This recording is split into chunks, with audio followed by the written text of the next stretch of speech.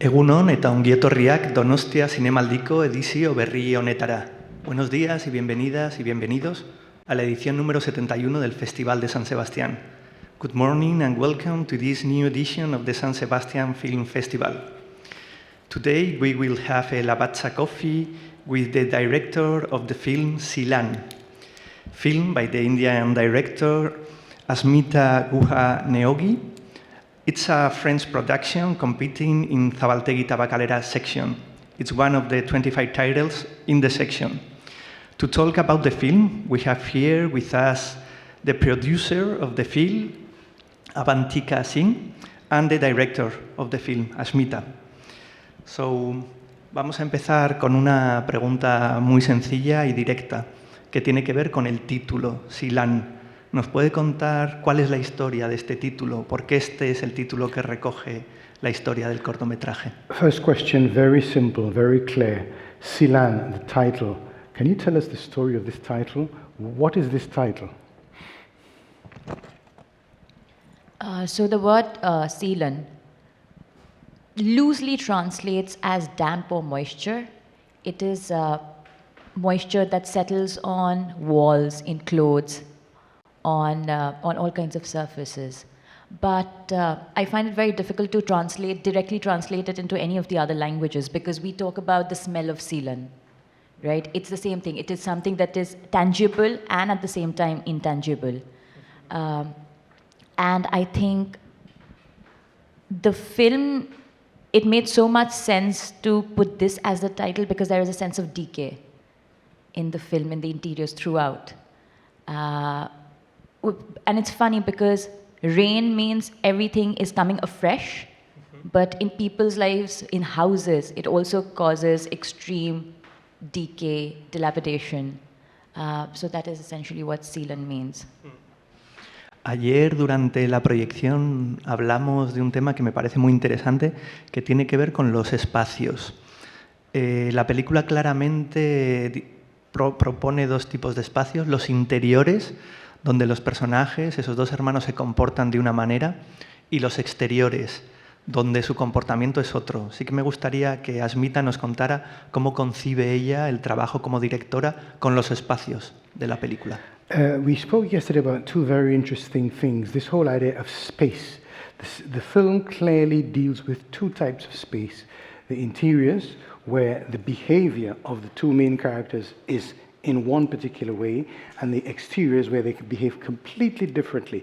So I'd like you to tell us more about how exactly did you decide to go about using and dealing with the whole different concept of space and these two different levels of space and the characters. Tell us more about that. So, like very much like what I told you yesterday, their relationship is something that can only exist in a private space. It is something that can only exist in a corner, not in, let's say, the courtyard of the house or not in the living room. Also, and definitely not in any kind of public spaces. So, in terms of, so we had to see both the relationship in both these spaces to understand what exactly is the dynamics between these two people. In terms of a cinematographic decision, I think when we are in the interiors, there's a lot of closeness, not only just between the characters, but in the way the composition is or the light is. You see very definite actions, like you probably see hands, or you probably see eyes, or probably see some sort of coming together of different body parts, as opposed to the public, where you see them as entire beings in full length. So I think that is what the difference is. There is a way of looking at each other closely, or not looking at each other, but in a public space they have to exist, whatever their identity is. Una pregunta que ayer me quedé con ganas de hacer y que aprovechamos el encuentro de esta mañana es que hablemos un poco sobre el sonido. Me llamó mucho la atención la primera vez que vi el cortometraje, cuando lo descubrimos en el proceso de selección, cómo en un momento toda la naturaleza, por ejemplo, aparece en forma de sonido. Y también le quería preguntar eso, ¿cómo concibe ella ese trabajo sonoro en el corto? si lo asocia con los espacios también, si lo asocia con los personajes, si lo asocia con generar algo que apoye emocionalmente la historia. Okay. Yesterday I was also struck by one thing which was the use of sound. The sound, the moment, and nature as sound. So I'd like you to tell us more about how you conceived this whole idea of space, of sound, with space, characters, emotionally. How did you decide to use the sound to convey all of these three things? But I was extremely struck by that, and I wanted to ask you more about it yesterday. Right. I will talk a little about how I generally deal with sound, and then I will come to the very specificity of this. Okay. I do I rarely use music in my film. I so far haven't, but I do like using different sound elements, mostly ambience, to create some kind of musicality. Mm-hmm. That is something that I enjoy tremendously. In this film, we had the element of rain. Now, rain is something that I find, like I told you about the duality of rain, where it can be fertile, it can cause great fertility and at the same time called decay. At the same time, like for rain, I think that with other seasons, what happens is, if it's tremendously hot or if it's tremendously cold, you feel that. But I think with rain, the beauty is that whatever you feel inside, it kind of augments that. So this is what we used. Like, we used the rain where it could be extremely sensuous when it's falling on surfaces like metallic surfaces, or when it's falling on the tin roof, and it has its own rhythm, which we used a lot of times to in sync with the body movements. But at the same time, we have this harrowing rain, which is constantly falling. And I think it's like when you go to a party and you have another person, you don't want to make conversation with, the music is playing, it's okay, it's comfortable. The moment the music goes off, you don't know what to do. That's essentially how we were looking at rain. Like, if it's too loud, these two people who have so much to say but are so fearful of saying anything, with the rain, it's okay. But the moment the rain goes, they have to deal with their own breath. They have to deal with the sound of their own touch, which is probably something that they don't want to come to terms with. And I think that is how we use the element of rain specifically, and all other ambient elements. I think there is something, in terms of tonally, there is rain, there are insects which are sharper and which have this sort of spooky feeling. So we were trying to create a kind of mental landscape through these various different elements which operate with different frequencies. And we often don't, the most beautiful thing about sound is we don't know what it's doing to us, but it does something to us. It's not like the cinematographic image where you know exactly, most of the time, you know what device is being employed to do what to you. I think with sound, it's so intangible and it's just happening. And you're quite taken by the intangibility, the lack of like palpable nature of sound. So I find that quite exciting. Hay algo que tiene que ver con esto del ritmo que decía ella asociado a la lluvia, que yo lo quiero convertir en una pregunta relativa al montaje. Me pregunto si sus trabajos están muy escritos en guión o si en cambio ella rueda y luego en la sala de montaje termina de construirlos. Me pregunto eso porque sus películas son muy sensuales, hablan a veces de cosas invisibles, o sea, es claramente un trabajo muy sensitivo y me pregunto dónde surge. Entiendo que está durante todo el proceso, pero que nos cuente cómo es un poco su trabajo en sala de montaje. Speaking of rhythm, you were talking about rain. I'd like to go to the question of editing. And I'd like to ask you specifically, your works are written, very clearly written, but I'd like to know, beyond the script stage, how it is finally constructed in editing, because there's a lot of sensible, invisible material there. So when you actually get to the editing room, is that phase very, very important beyond the initial writing? This film has been very different compared to the other films. I generally do a solid storyboard. I have a sense of what the rhythm will be. I do my blocking. With this film, because as Avantika would also tell you, it was really her calling me one day and saying, hey, let's make a film. And that's how it happened. It was very spontaneous. So we did not have a lot of time to plan the rhythm of the entire film. We had a sense of the rhythm in shots, especially interiors. Exteriors, we had no control. Anyway, so we just had a lot of material. And then we had to, on edit, create a rhythm, which is not something that I usually do. What was interesting about this film is, on the edit, I realized that we could actually play with pacing. This is quite new for me. I have a more consistent pacing, and I know exactly what the pacing of the scene is going to be like. With this film, especially the last scene, we have a lot of shots where there's just, you sense real time. Like there's a person, and it can be very frustrating also. A person comes out from behind trees and they walk and walk and walk and walk, and then suddenly you have these jarring cuts.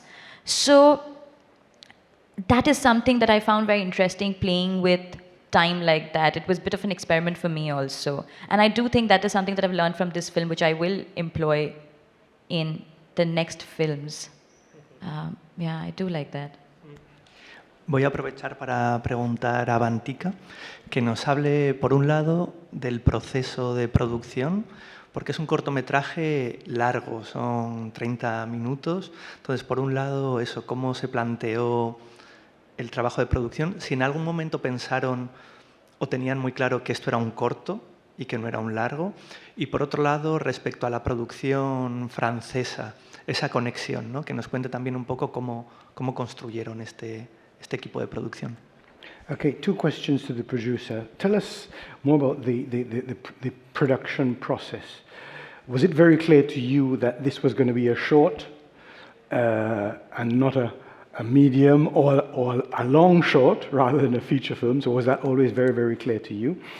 And tell us as well, because I think about the French part, because there's a part of the French production. How did that come about and how did you work with it? So for the first part, when ASHMITA narrated this idea to me, we wanted to do it as a 15-minute film. It was supposed to be a film that we were going to shoot in the upcoming monsoons, and we really had 2 months to prepare for it. When we did the shoot, we discovered that we have so much more material than what we, as she just explained, we did not have a very, very defined script. We ended up shooting a lot more, and we knew on the last day of the shoot that it's not going to be a 15-minute film. We were quite certain about it then. Regarding the French production, this is the first film that I produced in India, and since I'm based in France, we are used to a very, very different structure of producing, which is all public funding. For this film, we did not employ that model. We just decided to go to India. We wanted to use the weather because monsoons, like, they only stay 2 months in India, and we did not go through the 1 year of public financing in France. We just dived into the shoot, and then we had a very long period of post-production, which was almost 1.5 years to finish the film, because we went in with complete self-financing, and we had to gather the money to finish the film during post. So it was a very different model of French production for this film, which is generally what I don't employ for my other films. But this was also the fun of producing in India, because the model there is very, very different. We have only been able to make this film because ASHMITA has she's surrounded by a group of people who are so passionate to work with her, who are so talented, and who worked at symbolic rates. And this is how we were able to shoot the film in the first place. And we are very thankful to all these people back in India who were not able to make for the premiere. Ayer ASHMITA comentó en un momento de la charla que este corto remitía a otro trabajo previo suyo. Me pregunto si ese trabajo del que hablaba era Cat Dog, un corto previo que pudimos ver aquí en San Sebastián en 2020. Y si fue así, me gustaría saber por qué ha tenido necesidad o de dónde viene su impulso de seguir contando la historia de esos personajes. Yo no estoy seguro de que fuera aquel corto, Cat Dog, pero si fuera aquel, yo lo recuerdo como un corto que contaba también una historia de 2 hermanos, pero más jóvenes, y ahora en esta película que vimos ayer y que estamos viendo en San Sebastián, son ya adultos. Entonces, bueno, igual empezamos por ahí, por saber si la referencia era Cat Dog o no. Okay, so yesterday, ASHMITA, you said that this film has a definite link to a previous work, and I was wondering whether that's probably Cat Dog, that film. Is it that? Because if it is, why did you feel the need to carry on telling that story? Because as I remember, it was also a story of two brothers, but they were very much younger then. So was there a need to carry on talking about them now at an older, more adult age and phase of their lives? So I had written this film before I wrote Cat Dog. Okay. And I had written this film at the exact place where I had shot it. It wasn't even a film. It was just one image or a couple of images, and Avantika was kind enough to indulge me 3 years later. So I think what I wanted to do was I wanted to write the story of their entire lives. And I had the story of their entire lives. But when I was doing my diploma film, it could be only a 20-minute film. And so when she said, okay, let's make a film, and I had this story already, I said, you know, I want to make a feature of this someday, but why not do this right now? So I don't know, maybe 10 years later, I'll do a film when they're 30 years older. I think I've spent so much time writing about them. Yeah. Me gustaría, ya que estamos hablando de estas películas que a veces parece que pueden ser más largas o no, que nos hablara de su proyecto de largometraje. Vamos conociendo su obra corta, por suerte la hemos ido viendo en San Sebastián, vemos que tiene una mirada muy poderosa desde el punto de vista cinematográfico y lo que nos estamos preguntando quienes trabajamos en San Sebastián es qué va a pasar con ese largo, en qué fase está, cómo lo está trabajando, si va a ser una producción también con Francia, si va a volver a sus lugares de rodaje, que nos cuenten en qué estado está ese proyecto, incluso si van a seguir, si trabajan juntas también como productora, directora, cómo se lo están planteando ese trabajo, porque tenemos realmente muchas ganas de que en algún momento podamos ver un largo de ASHMITA.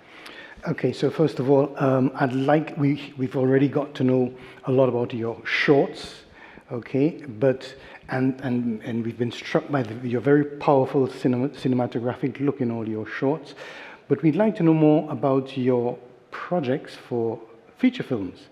What's happening with what you're doing now with this possible long film, feature film we have? How is it going? Is it also going to be with France, production? Are you going to go back to your origins, work more in India? Are you going to continue to work together? Tell us a bit about, because here in San Sebastián, we really very much look forward to continuing to seeing your work and the development of and the broadening of your cinematographic eye. So tell us where you are with this feature film and your work together. Is it going to be together with France or back to your origins or what? Where are you? In 2020, Avantika and I were developing a short. Mm-hmm. And again, soon after that, we realized it's not going to be a short. It was what we're developing as a feature right now. Mm-hmm. We have managed to get some development funding, and we hope to shoot by 2025 winter. It's entirely set in India. It's set in the mountains of India. Like, I think I like one of the things that I find like a hook or something that I can use to create a film out of a season and a place. So this film would be set in the lower Himalayas, the state of Himachal Pradesh, Uttarakhand, and I go back to adolescence. I go back to family, I guess, and I hope for it to be more in the vein of Cat Dog as opposed to this one. This one was a little unusual, unknown territory for me. Also, feature is a different beast, so that'll come with its own form, I guess. And we continue to work together. Mm-hmm. Regarding the production, because I have the luck to be between these two countries, because I'm from India originally, but I'm based in France. We're going to make it a French-Indian co-production, and we're going to try to get the public funds from France, and we're going to try to shoot. The film will be entirely shot in India, so we're also going to have an Indian part of the production there. So that's how the production should play out. Mm-hmm. Pues muchas gracias, ASHMITA, AVANTIKA. Estamos deseando ver cuándo pueda ser ese corto. Sabéis que San Sebastián es vuestra casa, aquí os esperamos.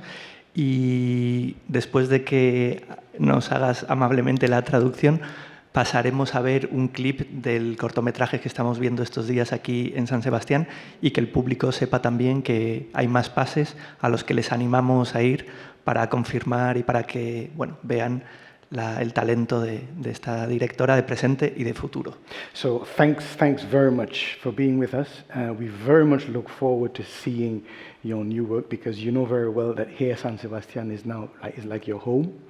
So after this, we're going to allow the public to see just a few more images of the film, and also invite them and let them know that there are other screenings available throughout the course of this festival. But thank you and welcome home once again, San Sebastian. Thank you so much. Thank you so much for selecting the film. I think it was the most fun for us to be showing it here, because I couldn't come for Cat Talk, and it was delightful. Thank you very much.